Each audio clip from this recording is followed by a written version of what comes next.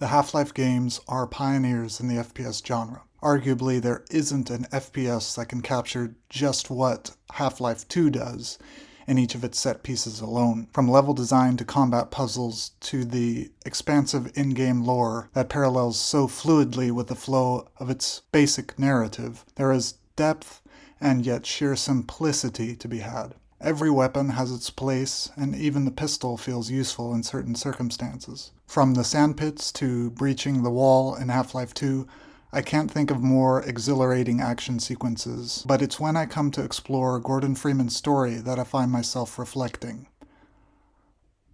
My self-reflections are deeply relatable with the introductions in both Half-Life 1 and Half-Life 2. The first, Gordon is late to work in a strict facility. He is established as successful, having a PhD in experimental physics at 27, and works in the deepest levels of the Black Mesa facility. But things go wrong for Gordon when he's suited up and asked to do one simple task: push a thing into another thing. This simple task erupts the facility and tears a portal between space and time where the events of the game all transpire. You as the player set out to find the Lambda team, restore order to what had happened at Ground Zero, the failure of the experiment that is in your hands. Fast forward to the beginning of the second game, and we see the call to action for Freeman to work again, to wake up and smell the ashes.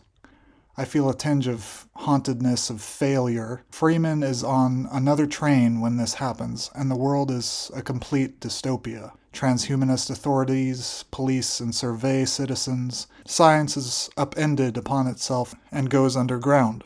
And that's where Freeman is drawn. Before this, we experience some of the abuse of that dystopia. Torture is inflicted. When Freeman passes a guard, the guard tips an empty can onto the pavement, says, "You, pick it up." And so you, as the player, do so. Put it in the trash. You do as you're told. The guard chuckles, turning a shoulder as he says, "You can go."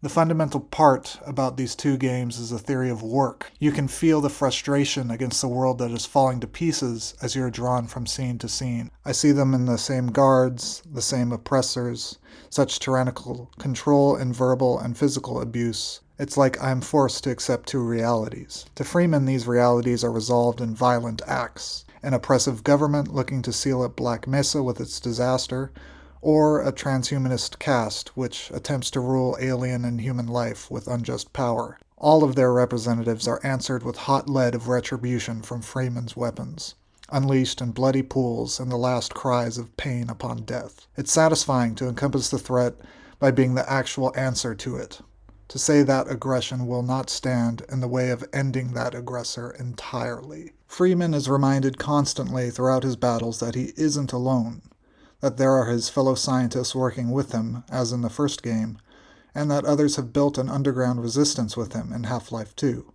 They literally fight alongside him, arm in arm, throughout the game. Surely it's a mythical fight in its own, biblical and historical even. Emancipation Proclamation, Moses guiding people out of Egypt, etc., etc. Freeman is a Herculean hero championing the voice of a just minority who seek their freedom under unjust oppression.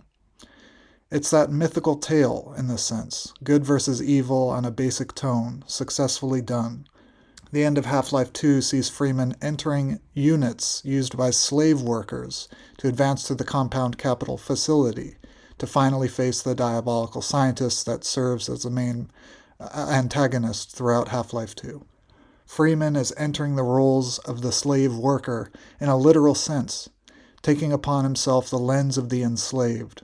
In the end, however, he and his allies are emancipated by a woman assistant. There is also the character of Alex in Half-Life 2, and a notion toward how women might be perceived in the same work system.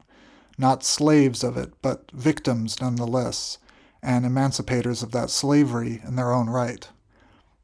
But I don't pretend to identify with that plight, but respect that it's there and explored throughout the second game. Portal is a puzzle game with an incredibly designed physics engine, seamlessly spanning one position with the shot of the portal gun across the room, developing momentum to create higher vantages, moving objects in and out of them to solve the next puzzle. It all feels so satisfying and low stress to solve each puzzle and then hear what comical rantings GLaDOS will come up with next. While the first Portal had some running gags between the test subject Shell and Aperture Science Labs, it's in Portal 2 that a thematic, chapter-based narrative is fleshed out with thought-provoking undertones.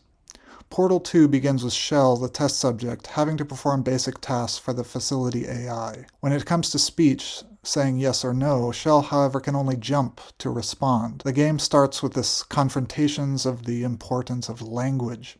Throughout the game, we'll hear a lot of banter from AI, playful, humorous dialogue, which may suggest that the test subjects themselves can't understand anything except the tasks that include getting from start to exit. GLaDOS may be perceived as an overseer who has become jaded or bored with their test subjects as a result. They simply form puzzles and tests for the subject for no real purpose at all other than to humiliate them again before the next test. The object of surprises and cake is the most obvious indicator of the overseer's relationship with Shell. Indicators that are there claim there is no cake and that the overseer isn't to be trusted.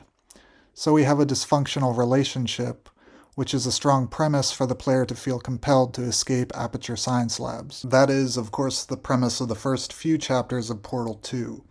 The undertones of the relationship of subject and overseer are all set up in this way.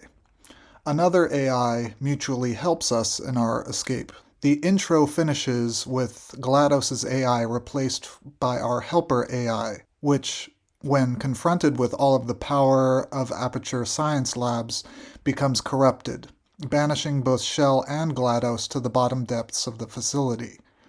Venturing up reacquaints us with GLaDOS in a potato, and we see the humble origins of Aperture Science through voiceovers of its original creator, and the tests that were originally run with the portal gun at the lab. The chapter titled The Fall encapsulates what further chapters will unveil to Shell about AI robotics at Aperture Science Labs. There is no escaping, in addition to the creator versus created relationships of the overseers and the test subjects. After the fall, during subsequent puzzles were introduced to the founder of the facility through pre-recorded announcements purposed for test subjects. Among them are more candid logs that shed light on the actual problems with the program itself. While we might once have imagined before meeting the founder that the AI counterparts have simply gone rogue of their own accord, having gained their own sentience, it becomes clear that the true purpose was to instill both the founder and the founder's mistress into the AI as their own consciousness. Thus, all the faults of the founder are as present in the program as the program reveals itself. The fall represents a kind of biblical comparison, wherein topics like the sins of the father are given to the sins of the son, a reimagining of inherited sin from the fall of Adam and Eve. These inherited faults within the system are then attributed to the original creators, the father of the laboratory itself. We might see Adam in the character of the lab's creator, whose ignorance has not only debilitated the AI in its advanced robotics, but in the chaos of the lab itself. The premise is explored in many other ways too, as during one puzzle, an ideal robot template is replaced with a flawed template to sabotage GLaDOS's plans. Sentience is explored in these robots later when the helper creates the Frankenbot. Towards the end of the game, the system is breaking down, and only putting GLaDOS back into the mainframe will save the lab from destruction. The showdown sees its resolution not in any object that is contained in the lab, but in total and utter cosmic revelation. It is by appealing to a system so far outside of the lab that we find the solution to ridding the corruption in an act of desperation. That fresh look into freedom and to trusting the universe for an answer feels as though the most daring and scientific test of all. And I believe in so much at the heart of true research, a confounded wonder at the beauty of possibility.